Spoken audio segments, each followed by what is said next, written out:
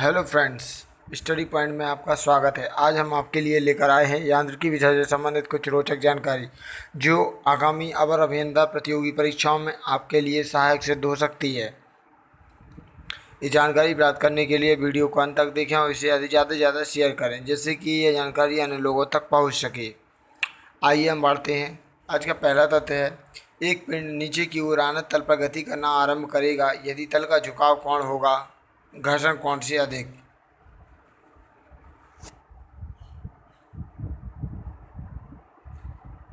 एक रुचि क्षैतिज तल पर W भार के पिंड को सरकने के लिए आवश्यक न्यूनतम बल होगा W tan थीटा। स्थैतिक घर्षण गतिज घर्षण की तुलना में होता है अधिक। नेक्स्ट, वह बल जो पिंड को गति की दिशा में विपरीत कार्य करता है कहलाता है घर्षण बल। नेक्स्ट, पिंड की स्थिर अवस्था में अनुभव किए गए घर्षण को कहते हैं स्थैतिक घर्षण। नेक्स्ट, स्थैतिक घर्षण तथा गतिज घर्षण का अनुपात होता है हमेशा एक से अधिक। नेक्स्ट, पिंड की गति के दौरान अनुभव किए गए घर्षण को कहते हैं गतिज घर्षण। स्थैतिक घर्षण हमेशा अधिक होता है गतिज घर्षण से। वह कोण जो पिंड विलंब प्रतिक्रिया तथा परिणामी प्रतिक्रिया के बीच बनता है घर्षण कोण कहलाता है। नेक्स्ट, जब नत समतल व पिंड ऊपर जाने वाला हो तब तल के समांतर लगाया गया प्रयास P बराबर W sin alpha plus mu cos alpha होता है। नेक्स्ट, सीमांत घर्षण तथा विलंब प्रतिक्रिया का अनुपात घर्षण गुणांक कहलाता है। नेक्स्ट, घर्षण गुणांक पृष्ठ पर केवल सतह की प्रकृति पर। जब कोई पिंड किसी तल पर रोलिंग करता है तो संबंधित घर्षण को रोलिंग घर्षण कहते हैं। मशीनों आदि के चल अंगों में घर्षण कम करने के लिए स्नेहकों का प्रयोग किया जाता है। घर्षण के कारण किसी मशीन की दक्षता कम हो जाती है। दो पिंडों के संपर्क तल पर अधिकतम घर्षण जब उन पिंडों की सापेक्ष गति होने ही वाली हो घर्षण कहलाता है सीमांत घर्षण। घर्षण के कारण उपजी ऊष्मा से गर्म होकर मशीनों के कुछ अंग बेकार हो जाते हैं।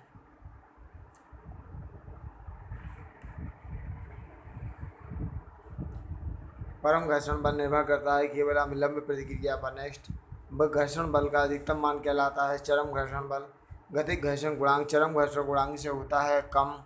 नेक्स्ट, घर्षण बल की दिशा सदैव किसके विपरीत होती है गति के विपरीत। पुली व पट्टे के भी शक्ति पाइशन संभव होता है घर्षण के कारण। किसी कारण से कोई व्यक्ति ऊर्ध्वाधर खंभे पर चढ़ने में समर्थ होता है घर्षण के कारण। यदि पिंड स्थिर हो तो घर्षण बल का मान बाह्य बल से अधिक होता है। एक सीढ़ी रुचि दीवार पर चिकनी फर्श पर टिकी है घर्षण बल लगेगा ऊपरी सिरे पर दीवार के ऊपर की दिशा में।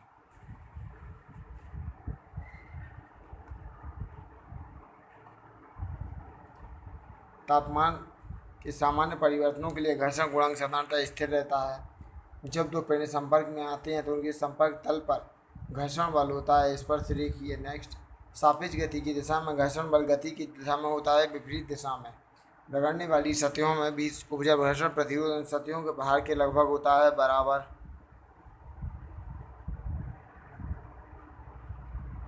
रगड़ने वाली दो सतहों की उपजा घर्षण प्रतिरोध सतहों के भार के लगभग बराबर होता है। नेक्स्ट, अल्प गति की दशाओं को छोड़कर जैसे जैसे गति बढ़ती है घर्षण प्रतिरोध का मान घटता जाता है।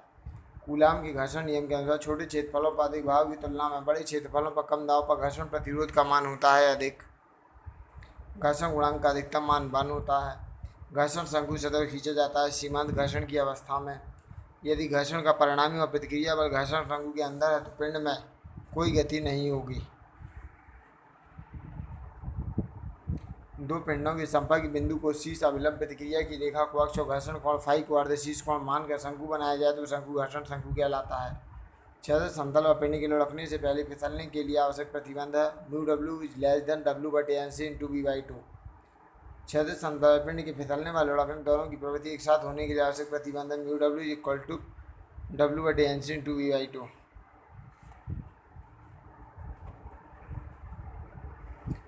घर्षण कोण स्पज्य का मान घर्षण गुणांक कहलाता है। एक भारी सिलेंडर की सतह पर रोल करने के लिए आसान होता है क्योंकि रोलिंग घर्षण शुद्ध गति घर्षण से बहुत कम होता है। घर्षण से संबंधित कुछ महत्वपूर्ण तथ्य।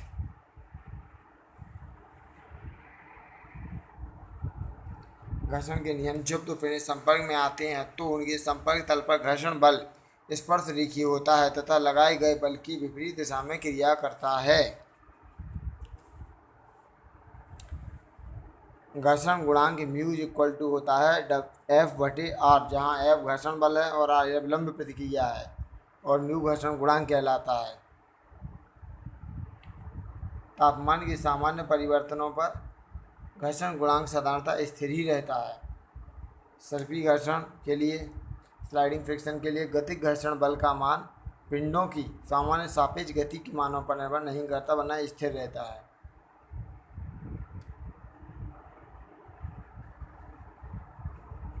रगड़ने वाली दो सतहों के बीच उपजा घर्षण प्रतिरोध उन सतहों और भार के लगभग समानुपाती होता है। छोटे क्षेत्रफलों पर अधिक दाब की तुलना में बड़े क्षेत्रफलों पर कम दाब पर घर्षण प्रतिरोध का मान अधिक होता है। अल्प गति की दशाओं को छोड़कर जैसे जैसे गति बढ़ती जाती है, घर्षण बल का मान कम होता जाता है। घर्षण गुणांक म्यू इक्वल टू एफ बटे आर होता है, जहाँ घर्षण बल है, आर अवलंब प्रतिक्रिया है। प्रक्षेप गति,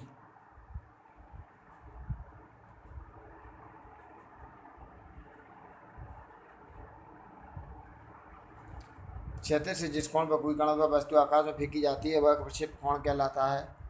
किसी प्रक्षेप द्वारा आकाश में अनुरेखित पथ कहलाता है प्रक्षेप पथ। प्रक्षेप बिंदु और जमीन पर जहाँ प्रक्षेप टकराता है बिंदु के बीच की दूरी को परास कहते हैं, रेंज। ऊर्ध्वाधर फेंके गए पिंड की स्थितिक ऊर्जा ऊर्ध्वाधर रहे पिंड की गतिज ऊर्जा की तुलना में होती है बराबर। ऊपर की ओर आना तल पर प्रक्षेप का उड्डयन काल टी बराबर होता है 2u sin alpha minus beta बटे जी कॉस बीटा होता है, जहाँ अल्फा जो है वो तल का झुकाव कोण है और बीटा जो है वो प्रक्षेप द्वारा क्षैतिज से बनाया गया कोण है। नीचे की ओर आना तल व प्रक्षेप का उड्डयन काल निर्भर करता है प्रक्षेप के कोण और तल के झुकाव कोण दोनों पर। नीचे की ओर आना तल प्रक्षेप का उड्डयन काल होता है टी बराबर 2u sin alpha plus beta बटे जी कॉस बीटा। ऊपर की ओर आना तल प्रक्षेप का परास होता है आर बराबर होता है 2u square sin alpha minus beta cos alpha बटे जी कॉस स्क्वायर बीटा, जहाँ u जो है प्रक्षेप का प्रारंभिक वेग है, अल्फा तल का कोण है, बीटा प्रक्षेप द्वारा बनाया गया कोण है, बीटा जी गुरुत्वीय त्वरण है।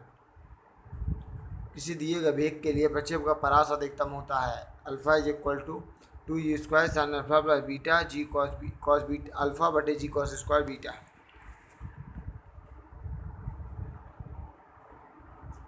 दो कण क्षैतिज से थीटा व 90 माइनस थीटा कोण पर फेंके जाते हैं तो उनकी महत्तम ऊंचाइयों का अनुपात होगा साइन स्क्वायर थीटा अनुपात कॉस स्क्वायर थीटा। किसी प्रक्षेप का क्षैतिज परास उसकी महत्तम ऊंचाई का 4 गुना प्रक्षेपण कोण होगा 45 डिग्री।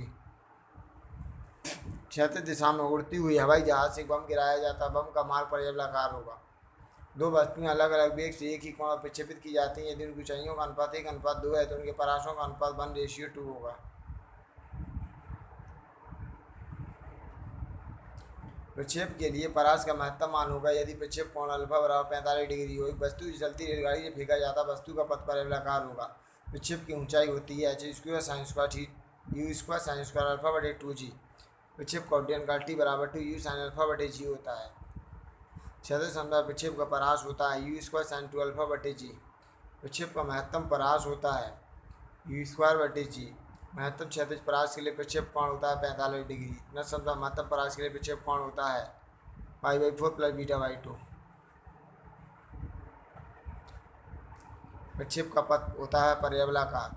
प्रक्षेप के लिए महत्तम ऊंचाई होती है h बराबर u स्क्वायर बटे 2g, जहाँ थीटा बराबर 45 डिग्री होता है। प्रक्षेप का पथ क्या होता है कि प्रक्षेप द्वारा आकाश में अनुरेखित पथ प्रक्षेप पथ कहलाता है। प्रक्षेप पथ पर्यावलाकार होता है। प्रक्षेप कोण, क्षैतिज से जिस कोण पर कोई कण अथवा वस्तु आकाश में फेंकी जाती है वह कोण प्रक्षेप कोण कहलाता है। प्रक्षेप गति, यदि किसी वस्तु को क्षैतिज से ऊर्ध्वाधर किसी कोण पर फेंका जाता है तो इस प्रकार की गति को प्रक्षेप गति कहते हैं।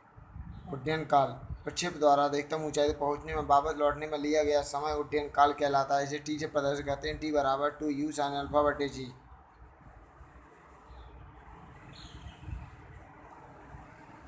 परास, प्रक्षेप बिंदु और जमीन पर जहाँ प्रक्षेप टकराता है उस बिंदु के बीच की दूरी को परास कहते हैं। आदि प्रदर्शित करते हैं आर बराबर यू स्क्वायर टर्न टू अल्फा बटे जी होता है।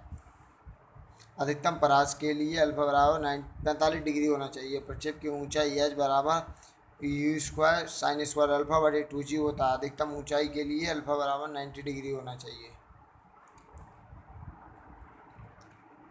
ए है एक बिंदु ए हुआ है, यहाँ से कोई कण अल्फा डिग्री पर फेंका जाता है वह 45 डिग्री पर फेंक मतलब अल्फा फेंका जाता है। तो ये जो पथ है ये कहलाता है प्रक्षेप पथ। यहाँ से महत्तम ऊंचाई ये अधिकतम ऊंचाई है,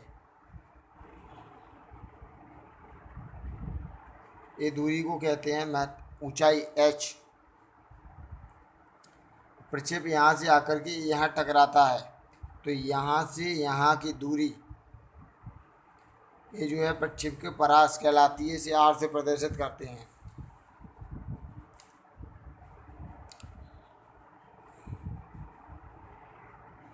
गति के नियम। डीअलेम्बर्ट सिद्धांत मूल रूप से निर्भर करता है न्यूटन की गति के द्वितीय नियम पर। चाल अदिश राशि है। किसी पिंड के विस्थापन और परिवर्तन की दर को वेग कहते हैं। ऋणात्मक त्वरण को मंदन कहते हैं। यदि किसी स्थान पर गुरुत्वीय त्वरण को दुगुना कर दिया जाए तो भार हो जाता है दुगुना। पिंड के वेग क्या होता है जब वह ऊंचाई से नीचे गिर रहा हो? √2gh।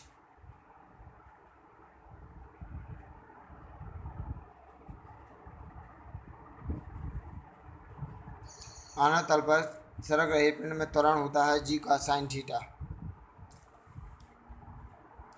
गतिमान पिंड में द्रव्यमान तथा बल की संबंध व्यक्त करता है न्यूटन के द्वितीय नियम F बराबर ma। डीअलेम्बर्ट का सिद्धांत किस नियम पर? न्यूटन के द्वितीय नियम पर। बंदूक का पीछे हटना किस नियम पर आधारित है? न्यूटन के तृतीय नियम पर। न्यूटन का द्वितीय नियम F बराबर ma होता है। जब कोई पिंड गुरुत्वीय बल के अंतर्गत स्वतंत्र रूप से गिरता है तो उसका भार शून्य हो जाता है। वेग परिवर्तन की दर को त्वरण कहते हैं। न्यूटन की गति के नियम से किस नियम से दूसरे व तीसरे नियम प्राप्त किए जा सकते हैं?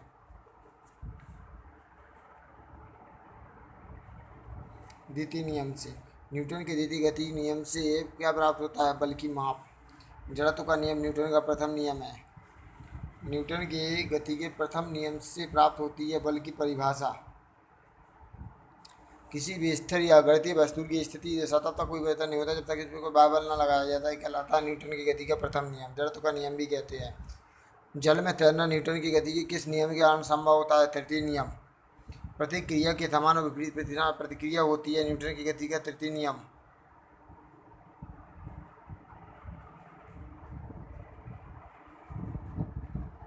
बाह्य बल के अभाव में अपनी पूर्ण अवस्था परिवर्तन न करके प्रवृत्ति को कहते हैं जड़त्व। न्यूटन की गति के प्रथम नियम को गैलीलियो का जड़त्व नियम भी कहते हैं। प्रत्येक पिंड उस समय तक विरामावस्था में रहता है जब तक सरल रेखा में गति करता है जब तक कि उस पर कोई बाह्य बल उसकी वर्तमान अवस्था में परिवर्तन न किया जाए। यह है प्रथम नियम न्यूटन का। किसी पिंड में संवेग परिवर्तन की दर को न्यूटन का द्वितीय नियम कहते हैं।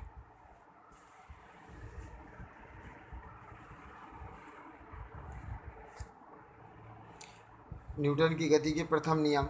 यदि कोई वस्तु विराम अवस्था में है तो वह विराम अवस्था में रहेगी। एक समान गति अवस्था में है तो गतिमान अवस्था में रहेगी जब तक उस पर कोई बाह्य बल ना लगाया जाए। जब वस्तु इस नियम को जड़त्व का नियम भी कहते हैं। इस नियम से बल की परिभाषा मिलती है। चलती हुई मोटर कार के आगे रुकने पर उसमें बैठे यात्री का आगे की ओर झुक जाना, ये न्यूटन की गति के प्रथम नियम के कारण होता है। न्यूटन की गति का द्वितीय नियम। किसी वस्तु के संवेग परिवर्तन की दर वस्तु पर आरोपित बल के बराबर होती है, समानुपाती होती है। संवेग परिवर्तन बल की दिशा में होता है, F बराबर ma। न्यूटन की गति के दूसरे नियम से बल का व्यंजक प्राप्त होता है, F बराबर ma। उदाहरण के लिए गाड़ियों में लगने वाले झटकों बचने के लिए स्प्रिंग तथा शॉक ऑब्जर्वर लगाए जाते हैं। दो हल्की और भारी गेंदें एक समान वेग से गतिशील हैं तो हल्की गेंद को कैच करना आसान होगा। न्यूटन की गति के तृतीय नियम। प्रत्येक क्रिया के उसके बराबर विपरीत दिशा में प्रतिक्रिया होती है। न्यूटन की गति विषय तीसरे नियम को क्रिया प्रतिक्रिया का नियम कहते हैं। क्रिया प्रतिक्रिया युग्म के रूप में अलग अलग वस्तुओं पर कार्य करते हैं, न कि वस्तु पर। उदाहरण के लिए बंदूक से गोली चलाने पर चलाने वाले की पीछे की ओर धक्का लगना, नाव से किनारे पर कूदने पर नाव को पीछे की ओर हट जाना, रॉकेट को उड़ाने में आदि। Okay, thank you for watching this video. Please subscribe the channel and watch again. Okay, thank you.